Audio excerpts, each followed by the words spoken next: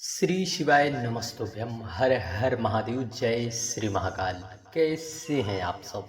आप सभी लोगों को पता है कि बड़ा ही पवित्र पावन माह भादो का महीना भगवान श्री कृष्ण की कृपा और करुणा प्राप्त करने के लिए यह भादो का महीना हर वैष्णव पर भगवान श्री कृष्ण की कृपा अवश्य बरसेगी, क्योंकि यहाँ भादो का महीना भगवान श्री कृष्ण के जन्मोत्सव का सबसे पहला पर्व होता है। विशेष रूप से विशेषता यदि कही जाए तो भादो माह में भगवान श्री कृष्ण के जन्मोत्सव आनंद कंद भगवान श्री कृष्ण के जन्मोत्सव की विशेषता शास्त्रों और पुराणों में विशेष रूप से बताई गई है कि किस प्रकार भगवान श्री कृष्ण ने समस्त भूमंडल वासियों के लिए ही नहीं अपितु समस्त 3 लोक 14 भुवन में देवताओं के लिए भी भगवान श्री कृष्ण का प्रागट्य, धर्म की स्थापना और दुष्टों के विनाश के लिए, राक्षसों का अंत करने के लिए भगवान श्री कृष्ण इसी भादो मास की अष्टमी में जन्म लेते, भक्तों पर करुणा करते हैं, क्योंकि भगवान श्री कृष्ण करुणावत्सल्य भक्त वत्सल्य भगवान श्री कृष्ण सभी भक्तों पर कृपा जरूर करें, ऐसी हम कामना करते हैं। आज हम सभी लोग जानेंगे कि इस भादों के महीने में कौन कौन से विशेष रूप से त्योहार चर्चा करेंगे, फिर हम उपायों की चर्चा करेंगे। देखिए, सर्वप्रथम जो है 22 अगस्त को कजरी तीज का पर्व मनाया गया, 24 अगस्त बलराम जयंती, 25 अगस्त को भानु सप्तमी, 26 अगस्त को श्री कृष्ण जन्माष्टमी और कहीं कहीं तो 27 अगस्त को भी कृष्ण जन्माष्टमी का महोत्सव बड़े ही प्रसन्नचित भाव से मनाया जाएगा। 2 दिन का पर्व है। वैसे तो हर एक दिन ही, हर एक क्षण ही भगवान श्री कृष्ण के जन्मोत्सव के लिए सभी भक्तजन मनाते हैं, परंतु विशेष रूप से 26 अगस्त को और 27 अगस्त को दही हांडी, 29 अगस्त को अजा एकादशी का पर्व, 31 अगस्त को प्रदोष व्रत, 2 सितंबर भाद्रपद अमावस्या, 6 सितंबर वराह जयंती हरतालिका तीज, 7 सितंबर गणेश चतुर्थी, 8 सितंबर ऋषि पंचमी और 10 सितंबर ललिता सप्तमी, 11 सितंबर महालक्ष्मी व्रत की शुरुआत और राधा अष्टमी, 11 सितंबर महालक्ष्मी व्रत राधाष्टमी, 14 सितंबर परिवर्तनीय एकादशी, 15 सितंबर को वामन जयंती प्रदोष व्रत, 16 सितंबर विश्वकर्मा पूजा, 17 सितंबर गणेश विसर्जन अनंत चतुर्दशी और 18 सितंबर बुधवार आंशिक चंद्र ग्रहण पितृपक्ष का प्रारंभ।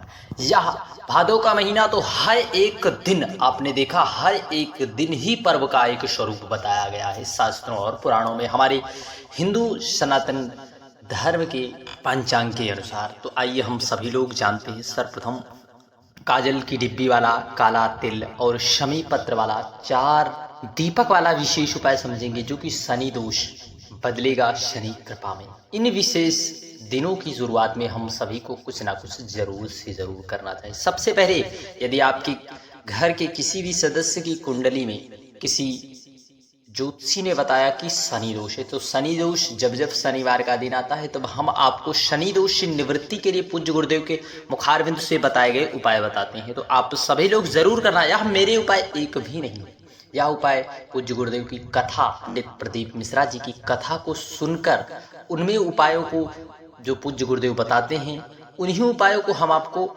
सरल आसान भाषा में क्लिप के माध्यम से समझाने का प्रयास करते हैं, ताकि आप कोई गलती ना कर बैठे। श्री शिवाय नमस्तुभ्यम। सर्वप्रथम मान लीजिए आपके घर का कोई सदस्य है, बच्चा हो या कोई सा भी हो, कोई जरूरी नहीं है कि बच्चा ही हो, कोई सदस्य है, किसी भी कार्य क्षेत्र में असफलता पा रहा है, बार बार सफलता पा रहा है, प्रयत्न करने के बावजूद भी कहीं ना कहीं ज्योतिषियों ने बताया कि इसकी कुंडली में शनि दोष है, भगवान शनिदेव की 7.5 और ढैया चल रही है। तो ऐसे विषम परिस्थिति में आपको घबराने की जरूरत नहीं है, क्योंकि कुछ लोगों ने भगवान शनिदेव के नाम पर आपको डराने का भी प्रयास किया है, परंतु पूज्य गुरुदेव पंडित प्रदीप मिश्रा जी ने विशेष रूप से आपको डराने की कोई बात नहीं, यहाँ पर विशेष उपाय करने की बात कही है। आपको इस प्रकार से लेना है एक काजल की डिब्बी। अब कहोगे कौन सी काजल की डिब्बी? जो काजल आंखों में लगाया जाता है। 5 से 10 रुपए में आपको एक काजल की डिब्बी लेना है।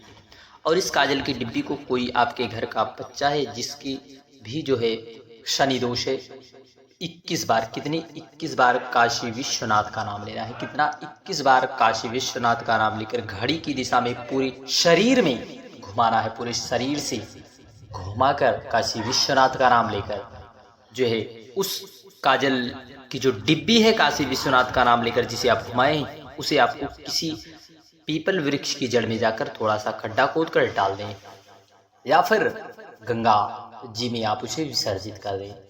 परंतु आपके लिए जो है विशेष सुविधाजनक जो होगा वह गड्ढे को खोद कर डाल देना ही होगा। आपको डाल दें। निश्चित है एक बार यदि उपाय को विशेष रूप से यदि निष्ठा भाव से किया जाए काशी विश्वनाथ का नाम लेकर, देखिए काशी अभिमुक्त नगरी है। काशी का व्यक्ति भूल से भी यदि काशी काशी 5 बार निकल जाता है तो पूज्य गुरुदेव की कथा के अनुसार व्यक्ति का जीवन धन्य हो जाता है। भूलवश भी तो काशी विश्वनाथ का नाम आनंददायक है और भगवान शनिदेव निश्चित है उस पर कृपा जरूर करेंगे। जो शनि दोष है धीरे धीरे करके वह शनि कृपा में जरूर बदलेगा, क्योंकि साधारण नहीं है काशी विश्वनाथ का नाम। समस्त चराचर भूमंडल वासियों के लिए ही नहीं, समस्त प्राणियों के लिए ही काशी नाम ही भव से पार कर देता है। इसलिए आप सभी को काशी विश्वनाथ का नाम जरूर लेना है। श्री शिवाय नमस्तुभ्यम, हर हर महादेव, जय श्री महाकाल। और यदि विशेष रूप से एक विशेष उपाय पीपल जल वाला है, आपको इस प्रकार से पीपल वृक्ष की जड़ में जाना है, पेड़ में जाना है, वहां पर इस प्रकार से पीपल वृक्ष के पत्तों में जो है जल लगा होगा, उसे जल को आपको प्रार्थना करके प्राप्त कर लेना है। इस विशेष उपाय को आप रविवार को छोड़कर किसी भी दिन आप कर सकते हैं। ये तो शनिवार का दिन है और पीपल वृक्ष की महत्वता शास्त्रों और पुराणों में शनिवार के दिन विशेष रूप से बताई गई। तो आपको उस जल को प्राप्त करना है। प्राप्त करने के बाद उस जल को लेकर पहुंच जाना है भगवान देवादिदेव महादेव कुबेर भंडारी के मंदिर। यह जल कोई साधारण नहीं है। पीपल जल यह वास्तु दोष, काल सर्प दोष, पितृ दोष, तीनों दोषों का नाश करने वाला, तीनों दोषों से मुक्ति प्रदान करने वाला पीपल जल वाला उपाय एक बार प्रैक्टिकल जरूर करना। आप लोग बहुत से उपायों को कर रहे हैं और लाभ भी पा रहे हैं। आपको जो है इस जल को माता शोक सुंदरी वाले स्थान पर समर्पित करना है, जहाँ से जल समर्पित करना किया जाता है। फिर वहां पर आपको जो जल है एक पात्र ले गए हैं, उसे श्री शिवाय नमस्तुभ्यम कहते हुए समर्पित कर देना है। निश्चित है यह विशेष उपाय आपके जीवन में आनंद की अनुभूति जरूर कराएगा, क्योंकि साधारण नहीं है। पीपल वृक्ष की महत्वता भगवान श्री कृष्ण गीता में भगवान श्री कृष्ण कहते हैं, वृक्षों में मैं पीपल हूँ। पीपल वृक्ष की इतनी विशेष महत्वता इसीलिए बताई गई है। इसलिए आप सभी लोग इस विशेष उपाय का प्रैक्टिकल जरूर करें। श्री शिवाय नमस्तुभ्यम, हर हर महादेव, जय श्री महाकाल। और शनिवार के दिन आपको काली उड़द और काले तिल का